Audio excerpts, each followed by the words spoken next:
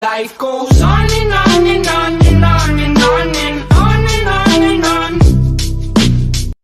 Assalamualaikum warahmatullahi wabarakatuh. Terima kasih atas kesempatannya. Perkenalkan, saya Fatima Raisestri Levante Mariono dengan NIM 2019-310-740.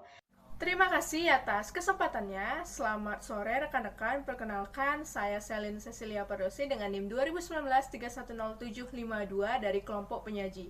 Assalamualaikum warahmatullahi wabarakatuh. Terima kasih atas kesempatannya. Perkenalkan, saya Hafiz Oktariawan Maulana dengan NIM 2019-310-762. Terima kasih atas kesempatannya. Saya Marhaban Ramdhani Watora dengan NIM 2019-310-607. Baiklah, kami dari kelompok 2 akan menjelaskan tentang likuidasi persekutuan sederhana. Likuidasi adalah berhentinya kegiatan operasi perusahaan secara keseluruhan dengan menjual sebagian atau seluruh aktiva perusahaan, membayar semua utang pajak, kewajiban pada pihak ketiga, dan sisanya dibagikan kepada para sekutu sesuai dengan rasio laba atau rugi. Berhentinya persekutuan sebagai bisnis mencakup penghentian aktivitas bisnis persekutuan yang disebut entitas likuidasi persekutuan. Proses likuidasi sendiri terbagi menjadi 4. Yang pertama, rekening-rekening pembukaan dilakukan penyesuaian dan penutupan, kemudian laba atau rugi selama periode tersebut dipindahkan ke rekening modal masing-masing sekutu. Yang kedua, aktiva dicairkan menjadi kas, bisa dijual atau dibeli sendiri oleh anggota sekutu. Jika terjadi selisih antara nilai buku dengan harga jualnya, maka laba rugi yang terjadi dibagikan kepada masing-masing sekutu sesuai dengan perjanjian. Yang ketiga, jika ditemukan rekening modal salah satu sekutu bersaldo debit, maka dapat ditutup dengan salah satu saldo piutangnya. Tetapi jika saldo piutangnya tidak punya, maka sekutu tersebut harus menyetorkan modalnya kembali. Dan jika ternyata juga tidak punya, maka saldo debit harus ditanggung anggota sekutu yang lainnya. Yang terakhir, jika uang kas telah tersedia dibagikan, maka terlebih dahulu dibayarkan kepada kreditur luar. Setelah itu baru digunakan untuk membayar saldo modal masing-masing anggota sekutu. Baiklah, yang selanjutnya akan dilanjutkan oleh rekan saya. Terima kasih. Di sini saya akan melanjutkan presentasi dari rekan saya sebelumnya. Di sini saya akan menjelaskan mengenai pembagian likuidasi. Likuidasi dapat dibedakan menjadi 2 jenis menurut cara pembagian kasnya, yaitu ada likuidasi sekaligus atau likuidasi sederhana dan juga likuidasi bertahap atau likuidasi berangsur. Untuk likuidasi bertahap atau likuidasi berangsur yaitu likuidasi yang dilakukan sesuai dengan tersedianya kas walaupun realisasinya masih belum tuntas. Sedangkan untuk likuidasi sederhana atau likuidasi sekaligus yaitu likuidasi yang pembagian kasnya dilakukan secara serentak dan juga realisasi non-aktivanya secara langsung. Nah, untuk likuidasi sederhana ini dapat dikatakan sebagai likuidasi serentak karena pembagiannya yang secara serentak kepada semua sekutunya. Dan juga likuidasi ini dapat dikatakan sebagai likuidasi tunggal karena pembagian realisasi non-aktivanya hanya satu kali saja dan juga secara menyeluruh. Nah, untuk pembagian kasnya dapat dilakukan satu kali jika semua aktiva non-kasnya sudah terjual dan juga hutang kepada pihak ketiga maupun kepada sekutu sudah terlunasi. Baik, itu yang dapat saya sampaikan. Selanjutnya akan dilanjutkan oleh rekan saya. Di sini saya akan menjelaskan mengenai materi kita pada hari ini, di mana saya akan melanjutkan penjelasan dari rekan saya yang sebelumnya. Nah, di sini saya akan menjelaskan kepada rekan-rekan mengenai kemungkinan-kemungkinan yang terjadi terhadap likuidasi sederhana maupun sekaligus. Jadi ada 5 kemungkinan. Di sini saya akan menjelaskan 3 diantaranya dan 2 laginya akan dilanjutkan oleh rekan saya yang berikutnya.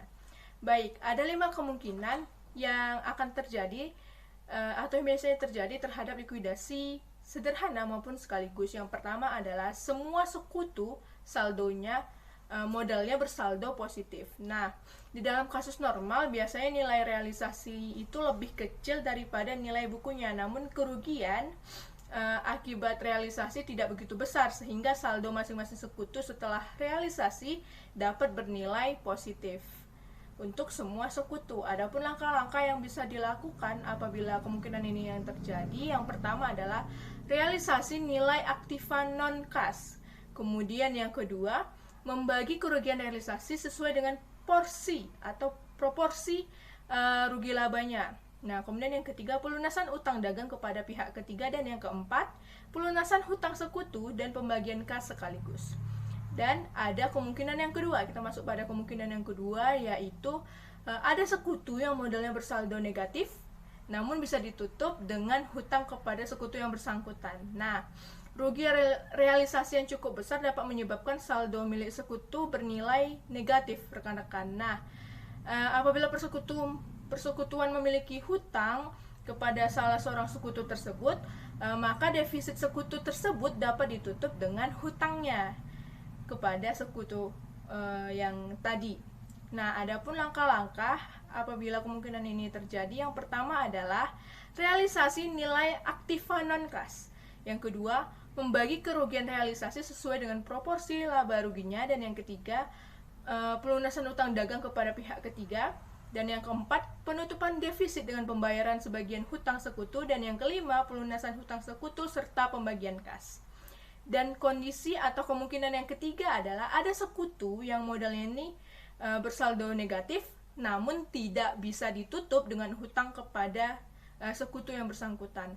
Nah, rugi realisasi yang cukup besar dapat menyebabkan saldo milik sekutu pun dapat bernilai negatif atau defisit apabila sudah terrealisasi seperti itu. Nah, apabila defisit lebih besar daripada hutang persekutuan, maka dapat salah seorang sekutu tersebut dapat ditutup dengan sebagian hutang, namun akhirnya harus ditutup kembali dengan defisit tersebut melalui setoran kas. Nah, adapun langkah-langkah yang dilakukan adalah yang pertama, realisasi kembali nilai aktiva non-kas, kemudian yang kedua, membagi kerugian realisasi sesuai dengan proporsi laba ruginya, dan yang ketiga, pelunasan utang dagang kepada sekutu pihak ketiga, kemudian yang keempat, penutupan defisit dengan pembayaran sebagian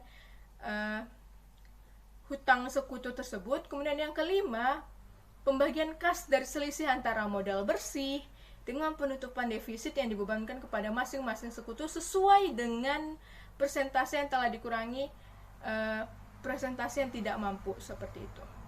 Baik rekan-rekan, sekian yang dapat saya jelaskan. Untuk selanjutnya akan dilanjutkan oleh rekan saya. Terima kasih. Terima kasih atas kesempatannya. Di sini saya akan melanjutkan pembahasan materi tentang likuidasi sederhana dengan kondisi khusus meliputi dua kondisi, yaitu sekutu yang harus menutup modal negatif dengan aset pribadi dalam kondisi tidak mampu, dan yang kedua adalah kas yang ada tidak mampu untuk melunasi hutang kepada pihak ketiga. Sekutu yang modalnya bersaldo negatif akan tetapi tidak dapat ditutup dengan utang, dan sekutu yang bersangkutan dalam keadaan tidak mampu untuk menyetor modal, maka rugi realisasi yang sangat besar dapat menyebabkan saldo milik sekutu bernilai negatif atau defisit sesudah realisasi. Apabila defisit lebih besar dibanding hutang persekutuan terhadap sekutu tersebut, dan sekutu yang bersangkutan juga tidak mampu menyetor modal, maka defisit sekutu tersebut dapat ditutup dengan modal sekutu lainnya yang masih mampu. Langkah-langkah: yang pertama, realisasi nilai aktiva non-kas. Yang kedua, membagi kerugian realisasi sesuai dengan proporsi rugi labanya. Yang ketiga, pelunasan utang dagang kepada pihak ketiga. Yang keempat, penutupan defisit dengan pembayaran sebagian hutang sekutu. Yang kelima, penutupan defisit yang dibebankan kepada masing-masing sekutu sesuai prosentase yang telah dikurangi prosentasi sekutu. Yang berikutnya, kas yang ada tidak cukup untuk melunasi hutang kepada pihak ketiga. Rugi realisasi yang sangat besar dapat menyebabkan saldo realisasi banyak yang bernilai negatif, dan bahkan kas yang diterima tidak mampu untuk menutup hutang kepada pihak ketiga. Bila hal ini terjadi, maka hutang kepada pihak ketiga dapat ditutup dengan setoran kas sekutu yang mampu, atau ditutup dengan hutang persekutuan kepada salah satu sekutu. Langkah-langkahnya: satu, realisasi nilai aktiva non-kas. Yang kedua, membagi kerugian realisasi sesuai dengan proporsi rugi labanya. Yang ketiga, pembayaran sebagian utang dagang kepada pihak ketiga. Yang keempat, penutupan defisit dengan transfer dari pelunasan hutang sekutu. Yang kelima, penutupan defisit sekutu yang tidak mampu dengan modal sekutu sesuai prosentase yang telah dikurangi prosentase sekutu tidak mampu. Sekian presentasi dari kelompok kami. Atas perhatiannya kami ucapkan terima kasih, kurang dan lebihnya kami memohon maaf. Like why the hell you wanna play me that way? You're bad, babe. You double-faced entendre. Life goes on.